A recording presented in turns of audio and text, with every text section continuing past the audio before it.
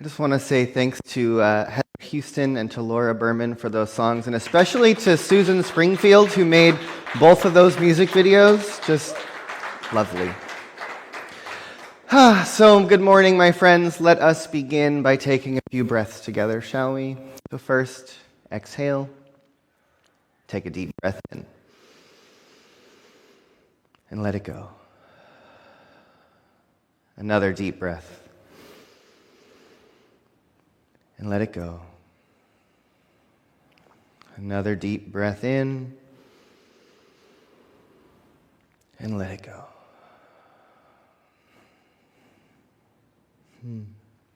And so good morning again. Our theme for today's conversation is when the road gets rocky.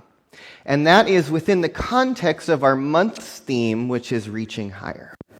Which is, well, this is really about where the rubber meets the road, if you will, right? That we've been talking about this theme of reaching higher all month, and really that's the point of our spiritual practice, right? Is we do spiritual mind treatment, we use affirmations, we have meditation, we listen to music, we do a lot of things to assist us in lifting our consciousness to a higher place, elevating our awareness and our perspective.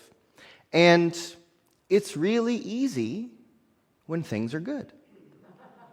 It's really easy to say it's all good. It's really easy to be at peace. It's really easy for things just to be good when they're good. And spiritual practice is this funny thing that, oftentimes we commit to our meditation practice or we commit to a change we want to make in our life. And usually, I don't know about you, but for me, when I say I'm going to take on a new habit, I usually try to work that thing for a while, and it gets really good, and it gets really easy, and then things just kind of seem like they're going really good, and then it feels like, well, maybe I don't need to do that so much. Yeah. And then stuff happens, and I'm reminded once again, oh yeah, that centering practice was really useful. And I say that this morning because I really want us to think about how necessary a regular spiritual practice is, especially when we're going through as much change and transition as we are, not only in our individual lives and in this community, but in the world at large. That I really feel like what we are witnessing in the world around us, at least what I feel like I'm witnessing in the world around me, when I look at the news, when I look at the things that are unfolding in our politics, in our society, and in the world at large, and I think to myself, I really feel like what we're seeing is a lot of really unequipped people. That we are living in a world where people do not have the general population. Some people do, some of us do, but the general population does not have the tools, does not have the willingness, is not taught how to reflect, how to look inside of ourselves, how to look for context, how to ask the deeper questions. And, it's been this interesting thing where I've been watching, I don't know if if you watch the news much, I kind of do it as a spiritual practice, but I do. It's my prayer list, Sometimes I turn on the news and I just wake up in the morning and I just cry as I watch what's happening in the world, and then I use it as an opportunity to turn my awareness. And I was thinking a while back, I don't know if you've noticed, but there's been a lot of really bizarre behavior on airplanes. Have you seen this? There's a lot of violence happening towards flight attendants, and there's airlines are reporting more and more just freaky behavior of passengers around masks, around things. And I was thinking to myself a while back that over the last year, 2 years, maybe more, depending on what you've been looking at, there's been this low-level trauma, this overarching fear that's kind of been this cloud over all of us, whether it's been due to COVID, whether it's been due to political divide, the environment, whatever you're looking at, there's trauma happening.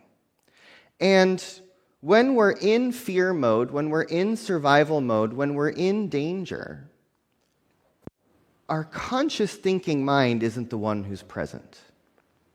It's that reactive self, it's the conditioned self, it's that reptilian brain that wants to protect us, who's the one that shows up when we're in danger.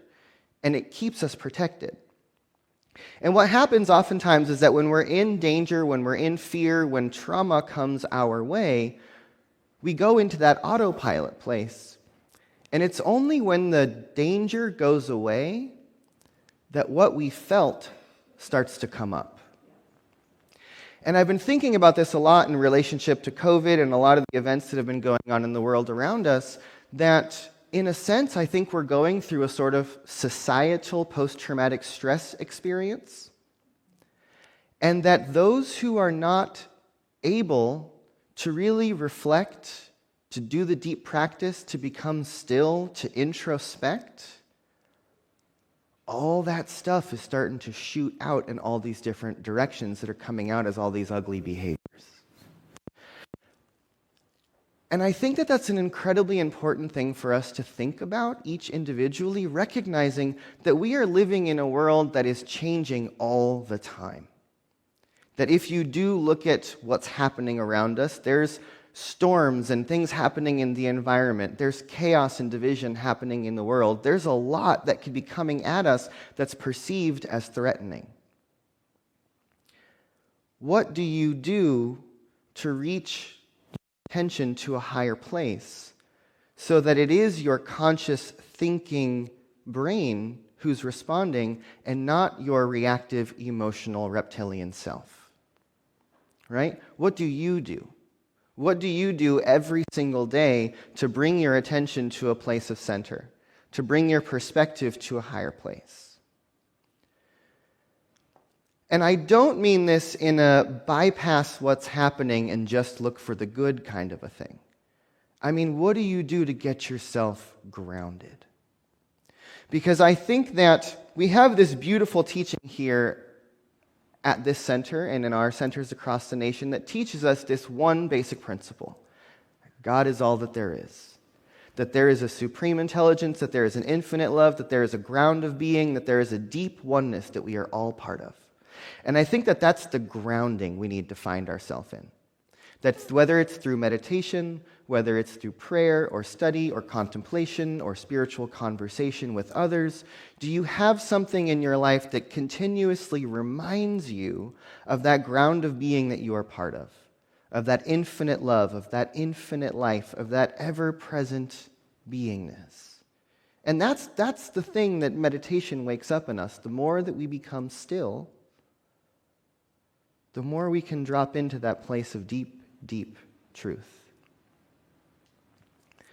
But I think we also need to be reaching up, not only into this, what I'm thinking of as like the lower layer, the below layer, the deep truth underneath it all, but also be a people who are reaching into possibility. You know, one of the things that I say often is I don't believe that this philosophy is actually about positive thinking. I don't think that Ernest Holmes told us only think about good things. I don't think that Science of Mind tells us only think positive thoughts. I think what this philosophy teaches us is to think about what's possible, is to look at what is and ask ourselves what could come from this? What is this for? And if we're grounded in a place of oneness, it allows us to look at what is from a different perspective.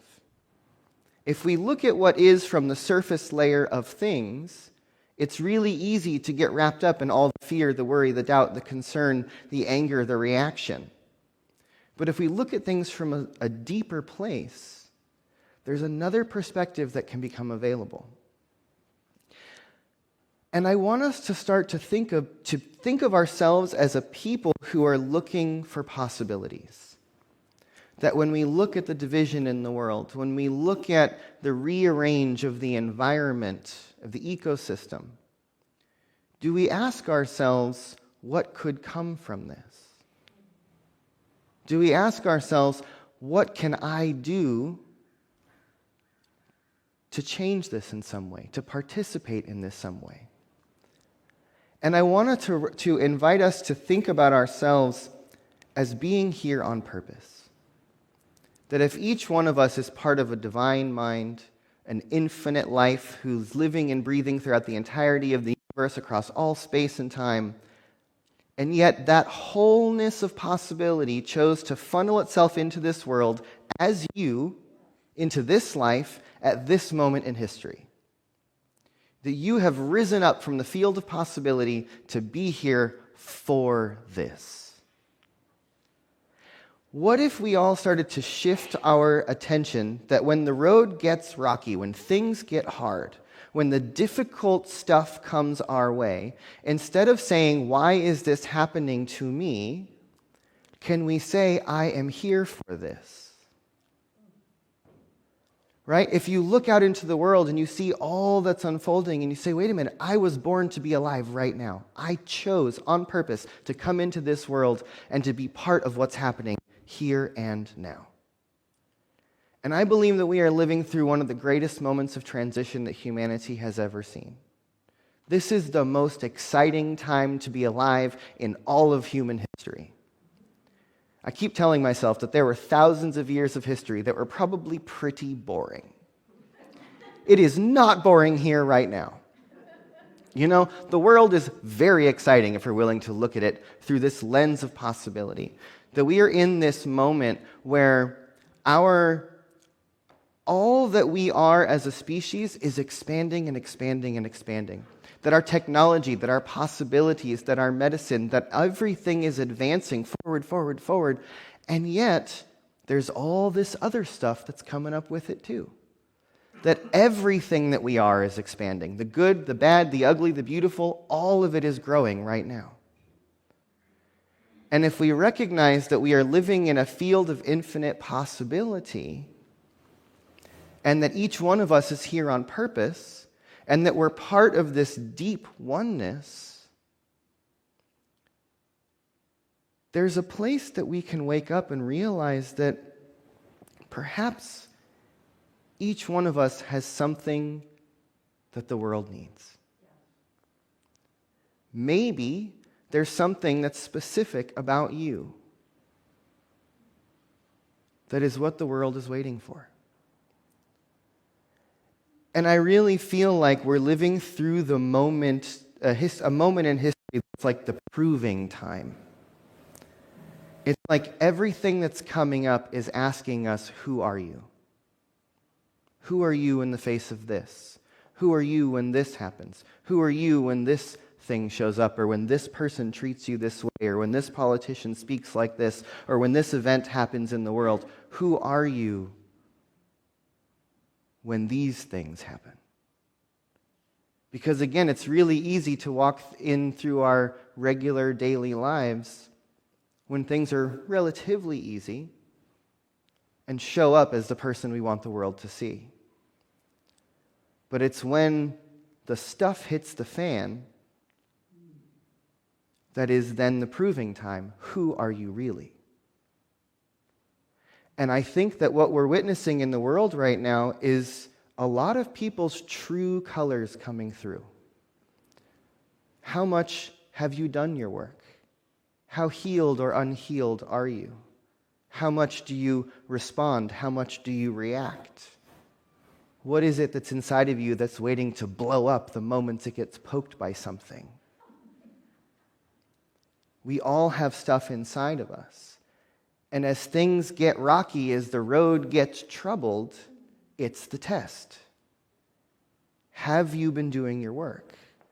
Because if we are consistently in our practice and remembering how deeply important it is to center and to ground and to remember our truth, that this mental practice becomes a program that starts to run in our mind. That when you do a prayer or a meditation or an affirmation and you do these practices daily, day in and day out, the neural pathways in your brain, the neurochemistry of how you think begins to change. So that eventually, when the stuff comes up, you are unmovable. And that there's a strength in this knowing that we're grounded in our oneness, but we're reaching for possibility. And so everything that comes up in between is simply an invitation to show who we are cultivating inside of ourselves. And what I feel like I'm witnessing in the world around us is a lot of uncultivated, unintentional behavior that's being brought up by all of that's happening around people. And so the more tumultuous the world gets, the deeper the invitation is to become still. You know, it's like, imagine that you're in a room and everyone's getting really angry and upset and starting to yell and go crazy and make a whole sort of a hullabaloo, if you will. Could you be the one person who begins to just become still? Can you be the one in the midst of all the circumstances who's willing to just pause and step back and not be in reaction? There's an incredibly deep invitation to each one of us that's coming from the world at large. And it comes through this question of who will you be in the face of this? You know, I love this song that we've been listening to from Heather Houston as our theme of the month. And that line that says, "And we will care for each other as the world around us unravels." That will we be the ones who, in the face of discord, in the face of pain, in the face of disease, in the face of oppression, in the face of difficulty, in the face of breakdown, can we be the ones who stand in a truth that says we are connected to each other and that we will learn to care for each other as all of this unfolds around us?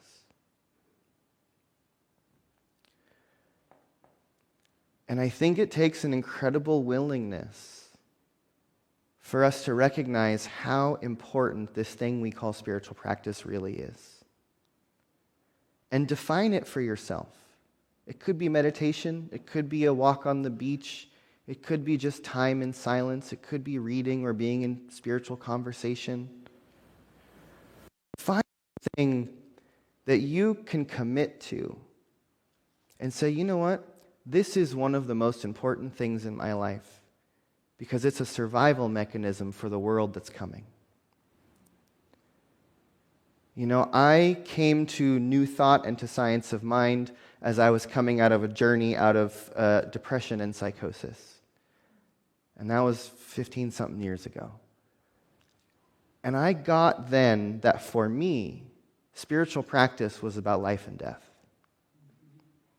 If I don't do this thing on a regular basis, I will not survive. And it became one of the most difficult struggles of my life to make that dedication to myself every day because I wanted to grow, because I wanted to live, because I wanted to change the experience that I was having.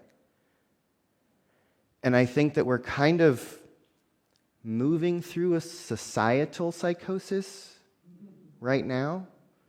And just the mental weirdness that's out there is just so out there.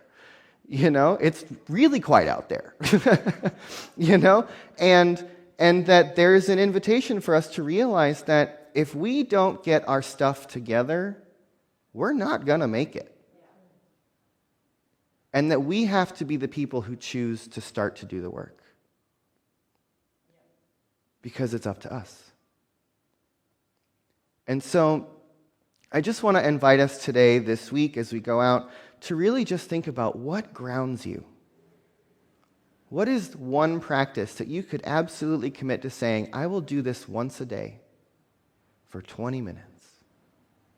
Whatever that is, that's going to remind you of the truth of who you are. To remind you that you are here on purpose. And you know, we have this centering statement where we invite each one of us in the beginning of our service every week to choose this quality that you want to respond with. And I would really ask you to contemplate that even a little bit deeper today as the answer to this question. You know, as you look out into the world, is there one response, one quality that you see that the world needs, and would you be willing to practice it? Thank you. You know, but if you look out into the world and you see that the world needs compassion, are you willing to practice being compassion, especially when it's hard? especially when the people who are showing up are difficult or irritating or perhaps even wrong. If you're dedicated to love, if you're dedicated to curiosity, if you're dedicated to whatever it is, but look out into the world and ask yourself, what does the world need? And when you get the answer to that question, then you get to say, okay, I'm here for that. I'm here for this. So if you look out in the world and you see a world that needs love, guess what? You're here to bring love. If you look out at the world and you see that the world needs more information, then be one who helps spread the information that's necessary. If you see that the people around you need love, be the one who gives love. What if you were here on purpose? What if you came into this world to be here for this transition? What would it mean for you to live into that? To remember that you are here for this. And that when things get hard, it's the test of who's going to show up. What or who have you been cultivating within yourself? Because there's no schedule as to when the tests come. They just show up. And so we have to be prepared. We can't say, I know that it's going to be difficult 10 years from now, so in 10 years I'll have my stuff together. You can't prepare for the exam. You just have to be ready. And so begin this week to just dedicate a little bit more to a practice, to cultivating the self that you want to show up when things get hard.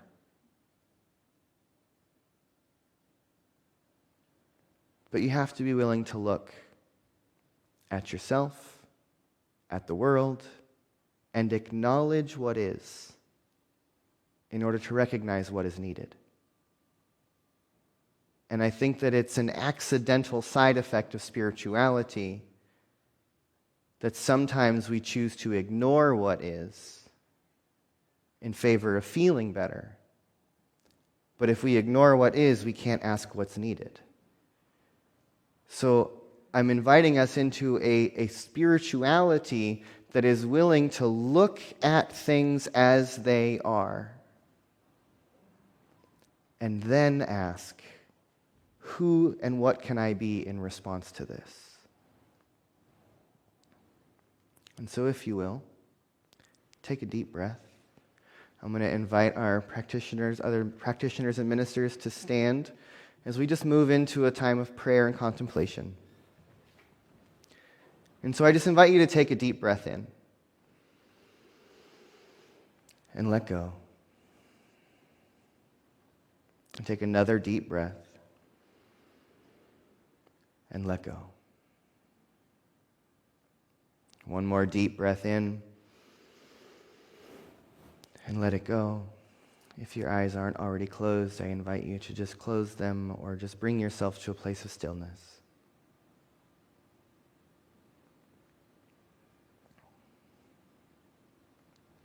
And so as we be together in this moment, I just invite us to remember first and foremost that there is indeed one seamless presence that is living and breathing throughout the entirety of the universe. That there is one life that is living and breathing everyone and everything. That there is one mind looking out through every pair of eyes, hearing through every set of ears. That there is one who is unfolding throughout all of creation. I call it God. But we can call it by 1,000 names. None of them would be accurate. But let us just all recognize that there is something greater than we are. That is the life of this beautiful universe that we are part of. And in that awareness, let us then remember that each one of us is a place where all of that possibility is funneling itself into existence, where all of that divinity is showing up in form, where all of evolution is rising up into this now moment.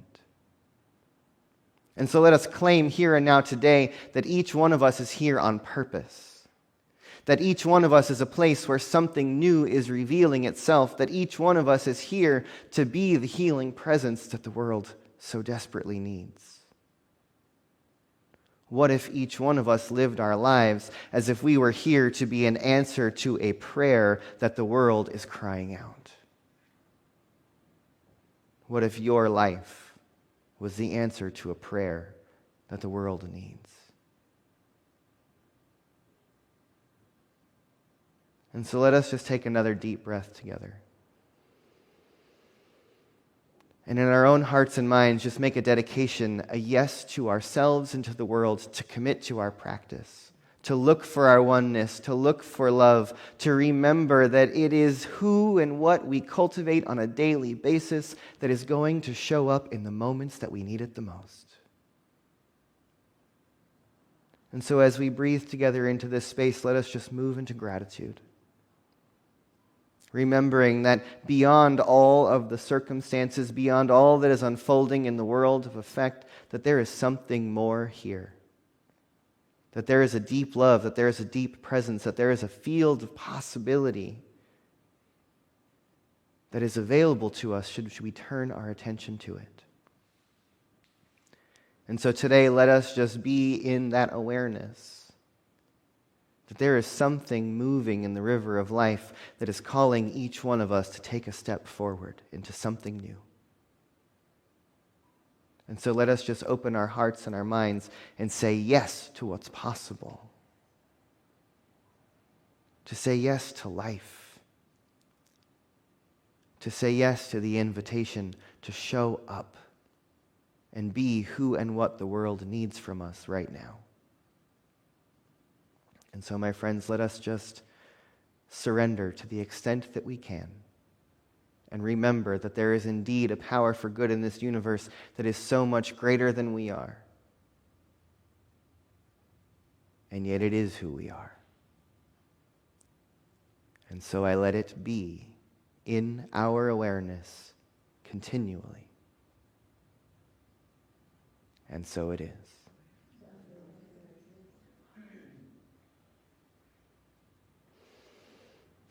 Thank you.